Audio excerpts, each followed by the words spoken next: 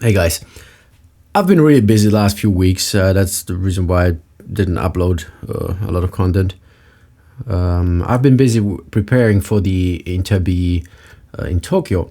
That's a huge event, the biggest in Japan, where they show off like all kinds of gadgets. I mean, everything you can imagine, from cameras to lenses, drones, everything is just there, and even every price range that you can imagine. I had the honor to present Fusion for Blackmagic Design, and Blackmagic unfortunately didn't record it, but even if they had, the presentation was in Japanese.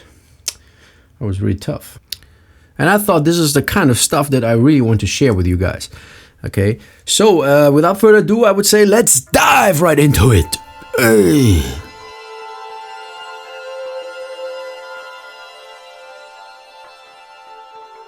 Okay, let me say a few words about this project here. This is a television commercial where I was responsible for the animation direction, character design, well, all kinds of things, also the compositing. Compositing was all done in Fusion, of course, and today I want to give you a brief explanation about this workflow that we have here. Now, when you look at this whole flow, especially if you're new to Fusion, this looks like really daunting. I mean, all these nodes and all these lines, and it looks more like a, what's it called? Platina, it's in German, whatever. Yeah, so, but actually it's not as complicated as it looks. It's actually very organized and simple and straightforward, you know. So the reason why there are so many nodes is because we split everything into layers. So every cut has several layers, which are separated here with these horizontal separators.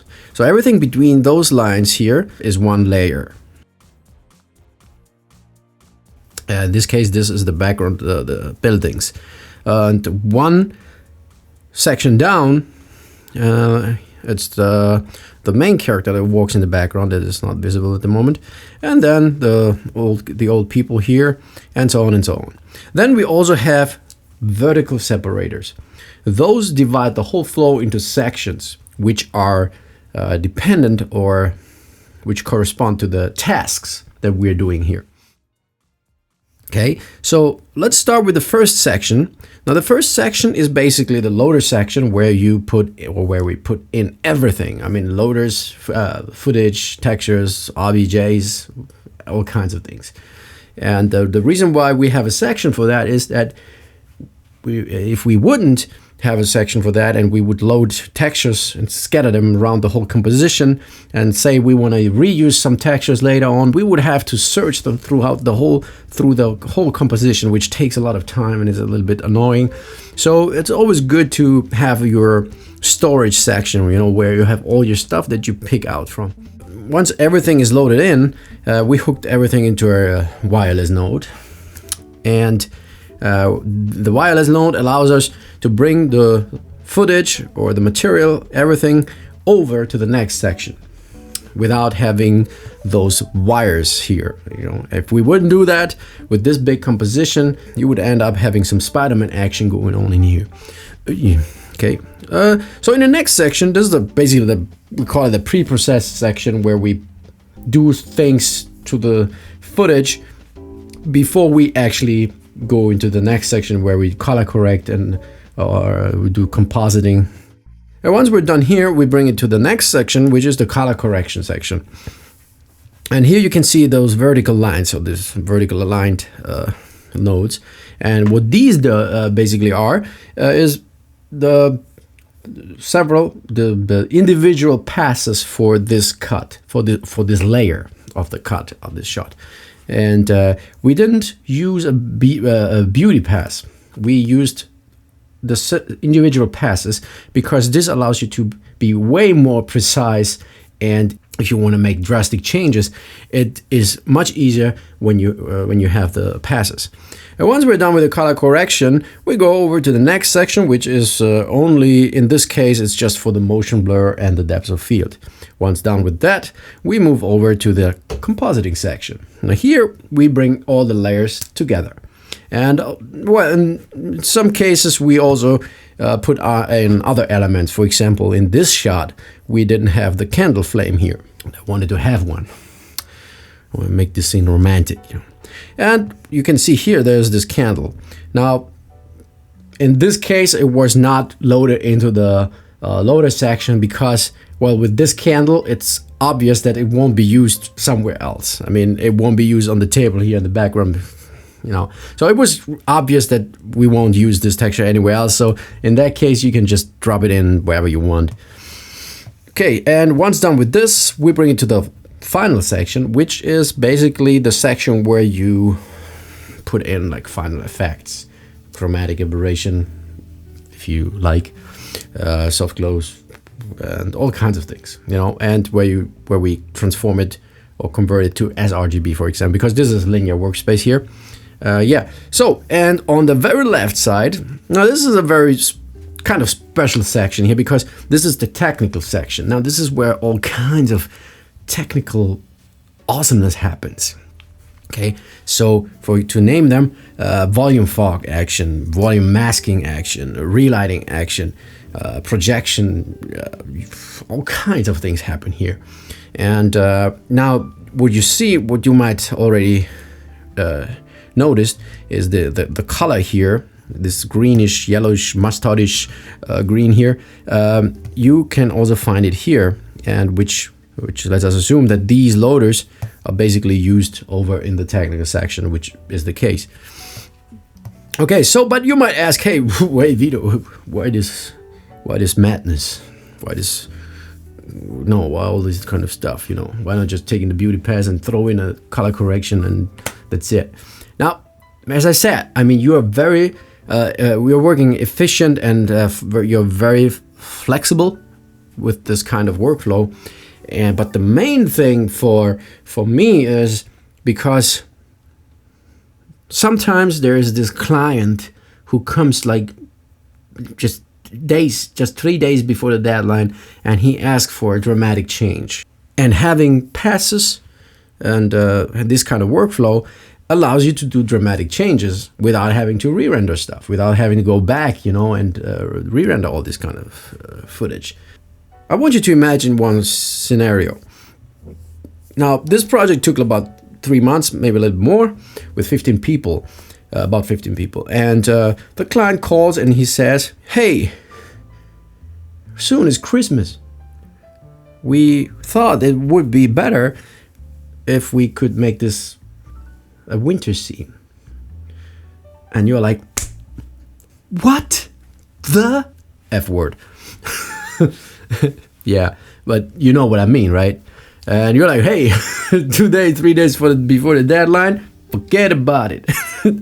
Now, I mean, that's probably the most people's reaction, right? Because it is, let's see the fact, it is impossible. I mean, in that amount of time, because you would have to go back and remodel stuff, you know, you would have to make the snow and you would have to make the footprints and stuff like that, and have to re-render stuff, you would have to recompose, you know, you have to basically go back to all departments and do changes, and that costs time and money, right? So usually it's no, right? So, but I was curious if we could possibly do something that is maybe not 100% perfect, but still satisfying for the client. So I thought, hey, maybe there's a solution. So if I ask you, hey, how would you go about and transform this scene into a snow scene or in the winter scene? Now, most people, me included, would probably say, hey, camera projection. Yeah, like the camera projection is solution to all problems. I mean, it's probably possible. It's just like you just open another door to madness, to a different madness. Okay, I mean, you know, camera projection, if you project, if I can show you with this pass here. Now, if you look at this background, I mean, if you would project on this background here, you have all these fine details, you know, and if you would project on onto those details, the projection goes through those objects and bangs onto the background, the back facing, onto the background. Now that would need a lot of probably complicated masking. But that's not what we want. We want a simple solution that works. And so I was thinking, hey, what about the Planar Tracker? I mean, the Planar Tracker was basically made for this kind of purpose. Maybe not exactly the same, but kind of, okay? So I tried it and I failed. And the reason why I failed is because the Planar Tracker works best if you have like clean shapes, especially, for example, it works best with the rectangle shapes. Like this window is basically perfect to track, but everything else is difficult. The tracker will fail at with this all these objects here in the front and stuff. But I tried a little bit more, and I came to a very interesting solution, which I will share with you in a few minutes. But okay, but before we start putting in snow, what can we actually do first? I mean, before we go in and put in the snow, I think that we should probably change the colors and the lighting maybe a little bit. And the cool thing is now, because we have those separate passes, we can easily do so. I want to show you how I did it. Okay, so here what we have is the direct light. Then we have the GI, we have the reflection, refraction, specularity, and self-illumination we don't use, as we also don't use. You can see that the biggest color correction changes were made in the direct light pass. And this is basically the base pass, which we start with. And this is how it looks after the color correction. And so that when I looked at this GI pass, I thought, hey, in a winter, maybe a little cloudy day, we wouldn't get this kind of light here. I mean, let's just say so.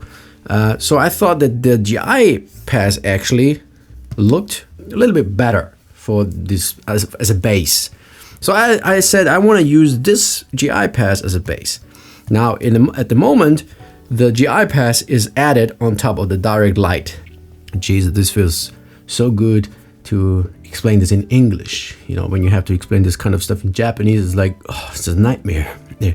Okay, but let's continue. So at the moment, I added this on top, and I will just Control T to make this the other way around. Then I say, hey, this direct light, I want it to make it colder. Let's put this here and here.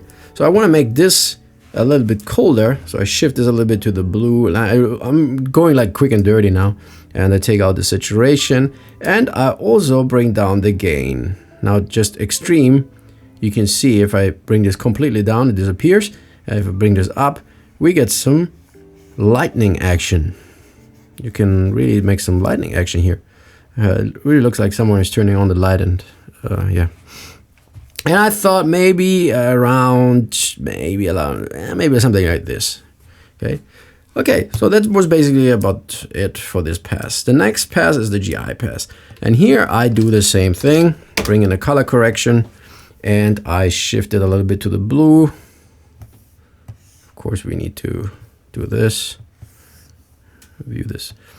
Shift it to the blue, and take out the saturation, and next pass.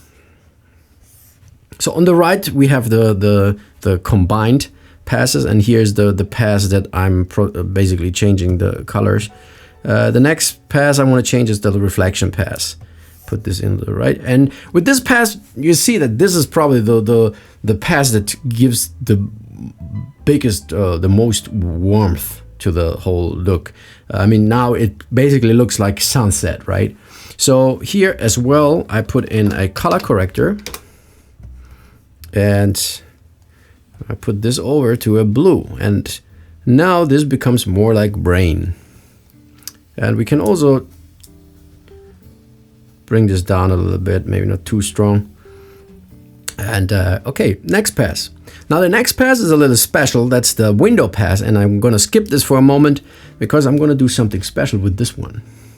Okay, and next one is the specularity.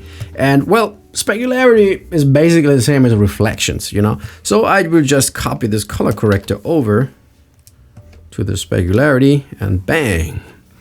And I bring this down even a little bit more, something like this. Okay, now this was basically it for the basic color change.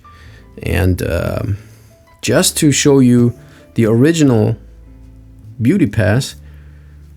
Now this was the beauty pass that we got out of the renderer. And this is on the right side, you see the pass, the result without having to re-render stuff. You know, it's a totally acceptable, believable result here. To get back to the window pass. The window pass. Where's the window pass? Refraction. Now I thought, hey, winter scene, outside cold, so inside we want to have it a little bit romantic, you know. So let's make it hot inside. I'll leave it to your imagination. And I put in a color corrector. And what I'm doing now is very quick and dirty. I just crank up the reds. And here, check out the final result. Crank up the reds and the green, you know, and maybe the whole thing, something like this. Now, of course, this is like very dirty now because we basically changed the whole window content. If we would have more time, we would have probably to mask things out and stuff like that, you know. I mean, the car, for example, actually doesn't need a light because, yeah. But, you know, you see the possibilities here. And then I swoop in a glow, soft glow, maybe not that strong, and make it a little bit warmer, something like this. Okay, that was basically it, and it just took a few minutes. Now, the next thing would be to put snow in. And that is the biggest challenge. Now I've prepared a project file for that in order to save time. So I'm going to free the memory here. And I'm going to move over to the next project file, which is this one. Now this is exactly the same project file, just I saved the sequence out of what I just did, which looks like this, just to save time. Okay, something like this. Now, if you would do camera projection, you would, of course, decide on a frame. I chose the last frame, and then what I did is I painted. I mean, this is hand painted, quick and dirty. I painted this snow layer, and you can see that it's basically just white. There's no shadows, there's no shading, nothing. And there's also a reason for that. So with a camera projection, you would take this and project it onto your geometry, but that doesn't work, obviously. So I thought, hey, let's try the Planar Tracker. Now again, to demonstrate, if I use a Planar Tracker here, let's turn this off here. Now with this window, it works without problems. Set track. No, forward. Okay, you can see it works flawlessly. Okay, I'm going to stop. I'm going to put in another Planar Tracker. And now let's take a look at the ground. Now with the ground is a little bit difficult because I don't know exactly which parts would be good to track. For example, I mean, I want to have snow, if possible, on the whole pavement. Okay, but what we need is a plane, and I would say, what about here, here, here, and here? And I do set and track. And now you can already see that here, those points start to shift around. So it doesn't really work nicely. Now, you could fiddle around and try try all kinds of shapes, you know, until you get a result that works. But this is really, I mean, if you look at this scene, it's really complex, you know, so it would take a lot of time. And I thought, hey, why is there not a better way? I mean, there must be a way how to make this work. And I thought, hey, maybe the problem is the solution itself. So the problem would be we don't have those clean shapes that we can feed the Planar Tracker with. And I thought, hey, we don't have it, so why don't we just create it ourselves? So how do you create them yourselves? In this case, we have the world position pass. And the world position pass allows you to displace a plane so that it represents the original scene. So I want to show you that here. So this is the point position pass, and the point position pass is a pass that contains every pixel's XYZ position information. It means if you use a simple shape, a simple plane like this, with the appropriate amount of subdivisions, and you displace it using this point position pass, what you would get is something like this. You get an exact representation of your 3D scene, of the original 3D scene. Now there are a few errors in here, just ignore them for now. And now what this allows you to do is, you can put the beauty on top of it. And now what this allows you to do is, if you have, for example, if you want to have more flowers, if you want to have some berries on some strawberries inside the bushes or on the bushes, you can create a shape.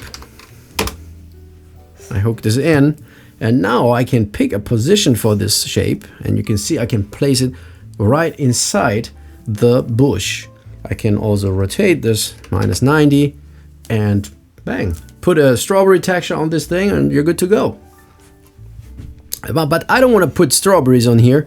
I want to create a plane that I can use to planar track. So I'm gonna quickly create something like this. Perhaps we should display the camera.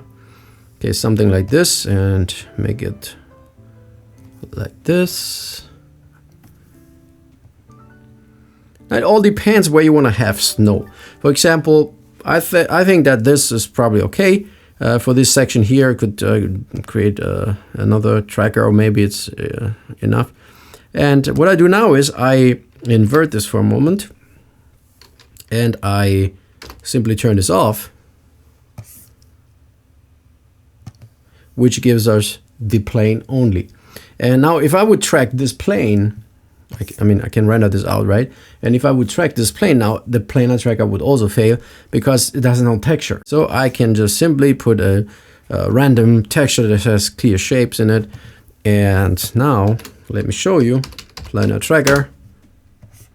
And I'm gonna put my points here.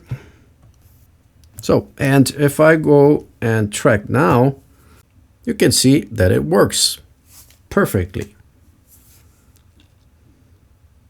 Now you can do this method, you can do for all objects that you see in your scene, be it the rooftops, you know, the door thing, the fences. It doesn't matter how thin the objects are.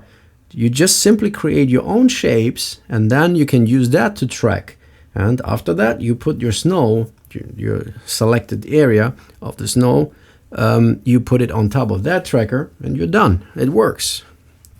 Okay, now I've prepared this stuff to save time. I'm going to move over. And so this is the snow, and you need to decide which portion you want to put on the tracker. So this is the area that I chose, and this is the track that I just did. I just copied it over before earlier, but it's exactly the same track. And now I'm simply gonna combine this together, and here's the snow. If I play this through now, it sticks almost perfectly. I mean, there are a few spots that just a little bit sliding, but this is stuff that you can easily fix. Okay, now let's say, for example, okay, that pavement maybe is easy because it's like very flat, but what about the car? The car is just exactly the same. I go back, I'll go back here and let me just display the scene. And I'm gonna make this way smaller now. And I'm gonna pick a new position on top of the car, just like that. Now the car has different heights, and it would be too overkill to have to create a plane or planar tracker for every level that you have there, for every height. So in this case, you can also simply rotate this to a specific angle, something like this. And I might need a little bit try and error first, but something like this will be totally fine. Okay, let's say this is what we want. Bang, do the same track, Planar Tracker. Go to the last frame maybe, and put this here. You know, and I mean, I don't need to prove to you that this works. This works without a problem. And again, I've prepared this, of course. I'll move over here. The snow that I want is this area. I put this on the Planar Tracker and put this on top. And let's play this.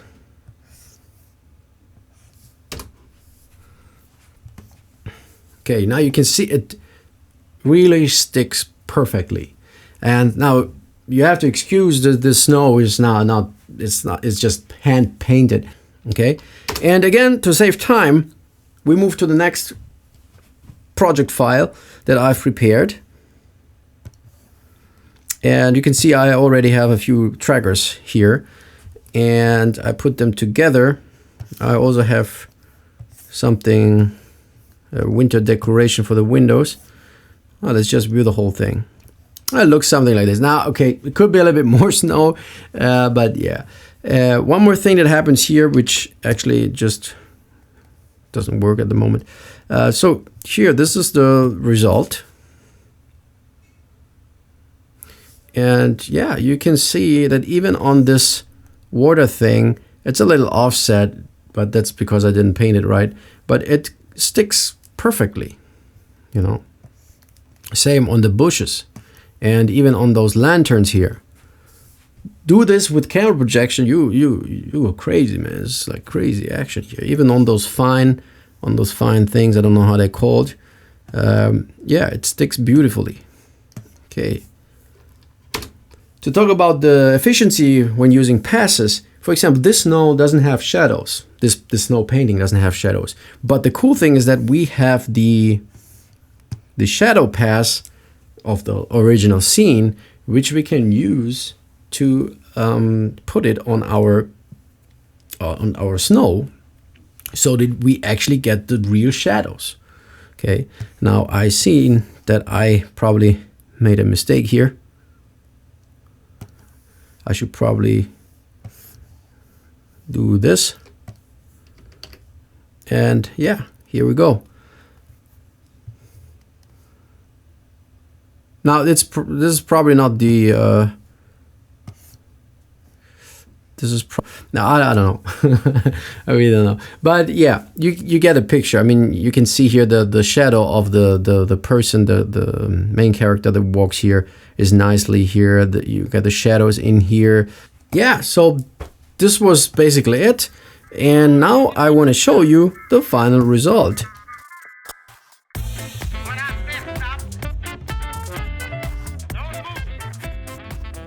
And notice in the front how the snow on the flowers and on even those ice things, I don't know, those ice spikes, I don't know how they're called, up here, they stick beautifully. Now here's a little distorted. I would probably have to redo that. And yeah, but also here the lights are blinking and all kinds of decoration. Hey guys, that was basically it. Maybe this helps you to improve your workflow in some areas, I don't know. If you have questions, drop me a line. And my name is Vito. I'll see you soon. Until then, enjoy what you're doing. Yay.